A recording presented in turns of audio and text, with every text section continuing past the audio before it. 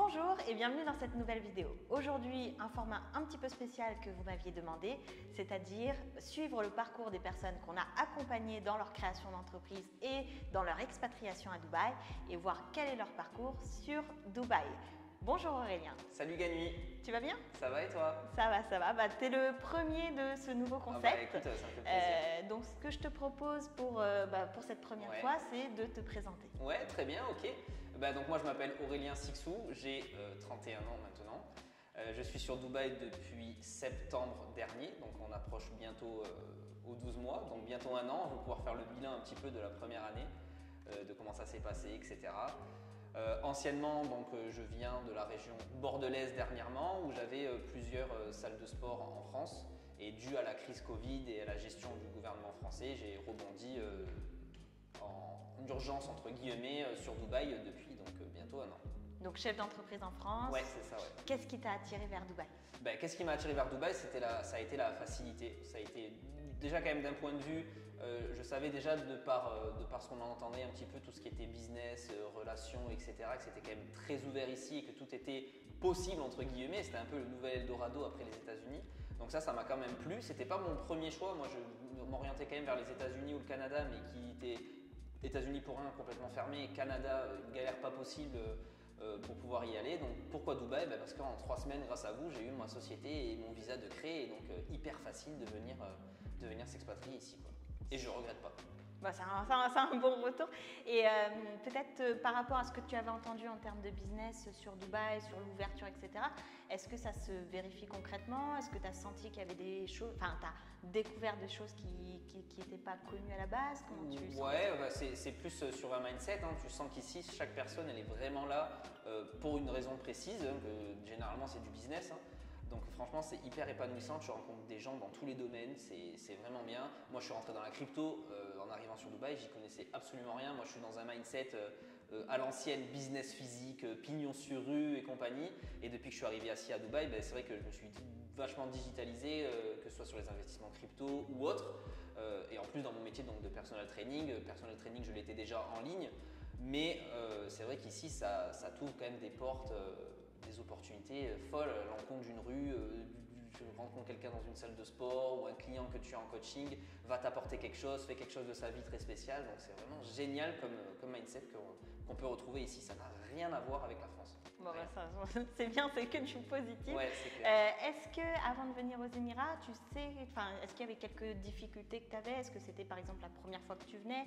Est-ce que tu maîtrisais l'anglais? Est-ce qu'il y a des choses, des freins qui auraient pu t'empêcher de venir et finalement tu as quand même fait le pas? Je suis quand même casse-cou entre guillemets, hein. Moi, je me suis lancé en France pareil quand j'avais 24 ans. J'avais pas un rond en poche comme on dit, hein. C'est mon ex-compagne et mon grand-père qui m'ont prêté un petit peu d'argent pour que je rachète un club qui était en faillite en France. Donc je suis pas quelqu'un qui a peur. Je suis parti à 600 km de chez moi, donc j'ai tout quitté. Je connaissais personne déjà en France de là où je suis parti.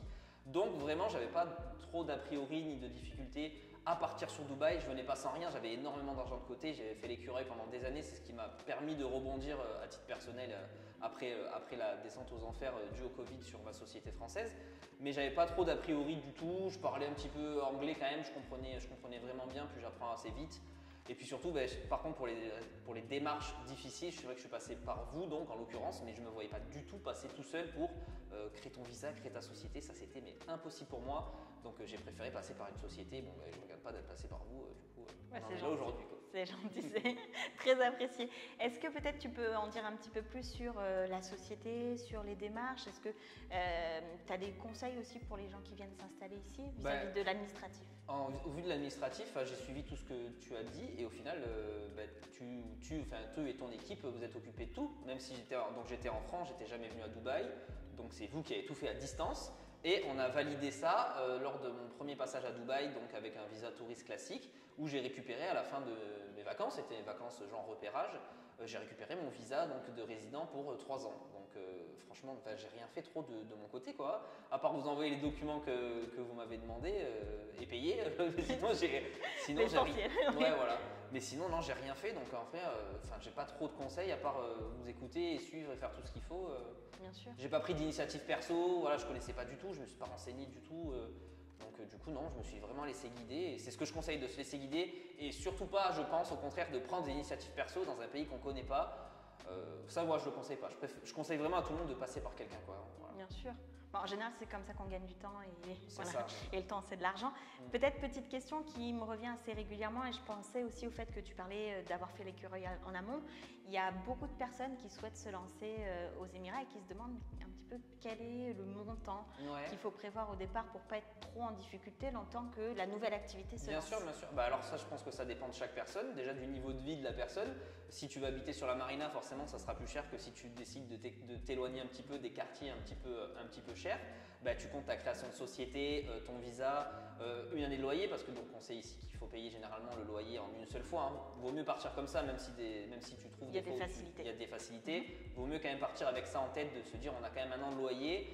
Moi, je suis pas venu sans rien parce que j'avais de l'argent de côté et j'avais aussi mon activité de coaching en ligne. Donc j'avais quand même une rentrée d'argent chaque mois.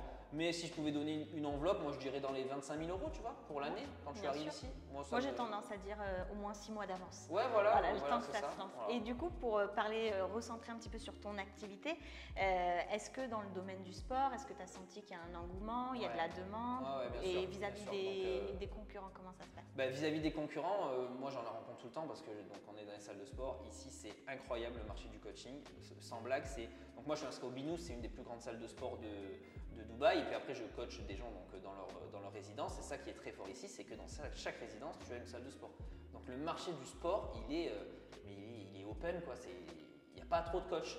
Au Binous, vraiment, clairement, je crois que c'est une personne sur 2, une personne sur 3, pour pas abuser, qui vient avec son coach à la salle, quoi. C'est pour te dire à quel point le coaching est démocratisé ici, quoi. Et on n'est pas sur du coaching à 20 € de l'heure où les gens ils râlent à payer. Non, on est quand même sur un bon niveau de revenu des gens qui sont prêts à payer pour être accompagnés et pour gagner du temps. Et comme tu dis, le temps, c'est de l'argent, mine de rien.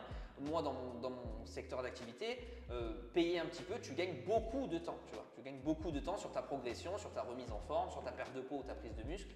Donc ici, c'est vrai que les gens préfèrent payer pour un spécialiste plutôt que de se lancer un peu tout seul, quoi. Oui, en général, on a des meilleurs résultats quand largement, ça n'a rien à voir. Donc malgré le fait qu'il y ait quand même beaucoup de coachs qui sont déjà installés. Malgré le fait qu'il y a beaucoup de coachs, tu as vraiment un marché ici. Moi, je sais que je travaille qu'avec des expatriés finalement, qu'avec des Français qui sont expatriés ici pour travailler. J'ai pas démarché du tout les étrangers ou pas, donc je peux pas savoir un petit peu le marché ici. Mais rien que déjà avec le marché des expatriés, donc qui sont tous français, tu peux déjà bien en vivre, quoi.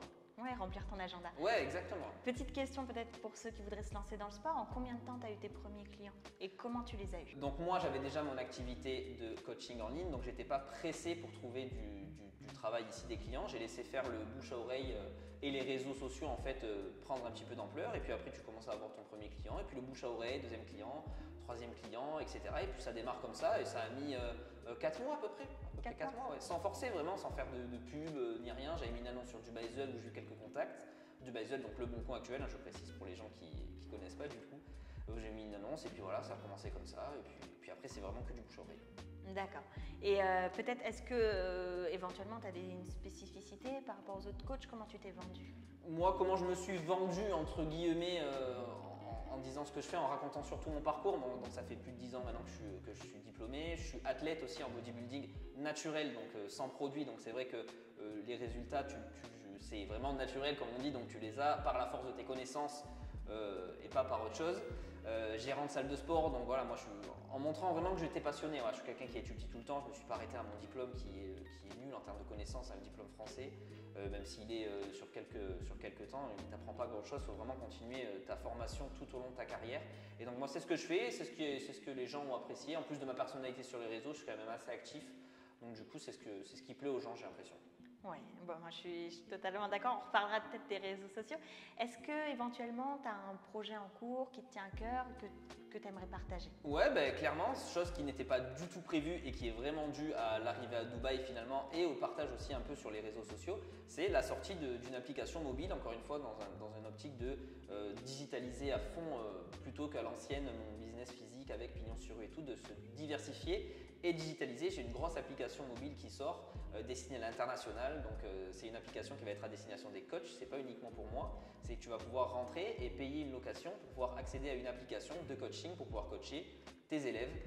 Entre autres, il y a plein d'options après associées à ça, aussi avec un projet crypto qui est associé à l'application. Enfin, plein de choses. Après, j'en dis pas trop pour l'instant. Oui, C'est un peu j'ai vu la surprise. bêta, qui Ouais, a l'air voilà. très intéressante. Ouais, ça va être bien. Peut-être pour rebondir sur la partie réseaux sociaux, parce qu'on avait quand même fait un live ensemble. Ouais, c'est vrai. Est-ce que tu peux nous dire comment on peut trouver on va dire les annonces au sujet de l'application petit à petit qui vont ressortir? Ouais. Quand est-ce qu'on saura qu'elle va sortir, Ouais. à peu près la date prévue, et puis comment on peut te retrouver? Ben, moi, c'est simple, hein, c'est La Maison de la Masse sur Instagram et sur YouTube. Mon application, elle s'appelle Smart Sport Coaching. Pareil, sur Instagram. Au pire, je te passerai le lien, tu le mettras dans Bien la sûr. description. Et c'est comme ça qu'il y a toutes les updates sur l'application ou sur mon actualité à moi, perso. Bien sûr, même sur YouTube, je mettrai, de toute Ouais, façon, ça je marche. mettrai tous tes liens. YouTube, ça peut être particulièrement intéressant parce que tu racontes un peu ton Ouais, quotidien. à YouTube, Dubaï. c'est ça, ouais. C'est ce que je fais moi sur YouTube. C'était à la base, c'est parti de l'expatriation, de goûter un petit peu les restos ici, de combien ça coûte la vie. J'ai fait une vidéo sur le coût de la vie à Dubaï qui peut étonner pas mal de gens qui pensent qu'il faut être millionnaire pour venir vivre à Dubaï. Alors on est spoil très très loin de devoir être millionnaire pour venir vivre à Dubaï. Et puis après, je fais aussi beaucoup de présentations de salles de sport. Ici, c'est pas ce qui manque, les salles de sport. Donc moi, j'aime bien. Je prends ma petite caméra. Je vais aller filmer la salle de sport pour présenter. Ça permet aux gens, moi je suis suivi quand même par pas mal de professionnels du sport, que ce soit des coachs sportifs ou des gérants de salles de sport.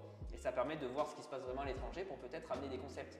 Ici, dans beaucoup de salles de sport, on a des cuisines et des restos à l'intérieur de la salle de sport. En France, ça se fait quasiment pas encore, quoi. Donc il faudrait que les gens se mettent un petit peu à niveau. On s'inspire. Voilà, pour s'inspirer. J'aime bien partager ça, les machines qu'il y a présentes dans telle ou telle salle. Voilà, j'aime bien faire ça. Bah, c'est super. De toute façon, je mettrai tous tes liens en Ouais, ça description. marche. Est-ce que tu as peut-être un petit mot de la fin ou un conseil, quelque chose que tu aimerais partager? Quelque chose que j'aimerais partager, faut se lancer. Il ne faut pas avoir peur de se lancer. C'est souvent la chose qui revient le plus souvent, c'est la peur de se lancer. Ah putain, mais j'aurais jamais eu le courage, pour rester poli, de faire ce que tu as fait, de tout quitter, de rebondir et tout. C'est qu'une bonne chose. En fait, comme tu as dit, prévoir 6 mois d'avance, prévoir 1 an, 25 000. Voilà, si vous avez une enveloppe, venez, tu testes 1 an. Puis si ça se passe pas bien, tu peux toujours rentrer dans ton pays, hein, de toute façon. Mais il faut. Personne t'a pris ton passeport. Non, personne n'a pris mon passeport. Oui, c'est vrai, ça aussi, je l'ai eu. C'est vrai que j'ai eu la question. On t'a pris ton passeport à l'aéroport? Non, pas du tout. Tu fais. C'était open bar, quoi. Donc rien ne t'empêche de venir créer ta société, de tester, lancer ton business. Puis voilà, que ça marche pas, c'est qu'une expérience de vie, ça peut être que positif, donc vraiment il faut se lancer, il ne faut pas hésiter, quoi. Et donc dans ton cas de figure, aucun regret? Ah non, mais absolument aucun regret, je pense que ça a été le meilleur move de ma vie post-Covid de venir à Dubaï, quoi. C'est vrai. Ouais, Et tu ouais. te vois sur le long terme à Dubaï? Franchement, ouais, vu la qualité de vie qu'on a ici, tout ce qui est sécurité, c'est vrai qu'on n'a pas parlé de la vie à Dubaï, mais tout ce qui est sécurité, service, ouverture d'esprit sur tout ce qui est business et compagnie, moi je me vois clairement rester là. Ouais. Peut-être pas l'été, mais ouais, au moins 8 mois sur 12, 8 mois sur 12 rester là, ça me dérange pas du tout. Ouais. Ouais, ça, on va dire que c'est un bilan positif, du coup, que franchement, positif. vraiment, pour moi, c'est que positif. Impeccable. Ce que je peux proposer aux personnes qui regardent la vidéo, c'est que peut-être que si elles ont des questions, déjà de te les poser directement Ouais, sur bien tes sûr, réseaux ouais, sociaux. c'est vrai que moi je réponds à tout, je suis hyper transparent dans tout ce que je fais, donc faut pas C'est ce hésiter. qu'on apprécie, c'est ce que Ouais. j'ai apprécié chez toi. Donc sur tes réseaux sociaux, Ouais. que je mettrai en description, sur les commentaires de la vidéo. Ouais, voilà. Et puis éventuellement, s'ils ont besoin de te revoir dans une autre vidéo parce qu'ils ont des questions Ouais, peut-être pas de souci. plus précises, on pourra faire ça Avec aussi plaisir, ensemble. on pourra faire un truc en salle de musculation, tu vois, une séance de sport avec des questions peut-être précises. Ça marche, je prends le pari. Ouais, très bien. Impeccable. En tout cas, j'espère que cette vidéo vous a plu. Si vous avez la moindre question, n'hésitez pas à aller lui poser directement sur les réseaux sociaux, à le suivre. Et si vous êtes un ancien client qui aimerait aussi parler de son activité sur les Émirats, n'hésitez pas à me contacter. Je vous souhaite le meilleur et je vous dis à très vite dans une prochaine vidéo. À bientôt.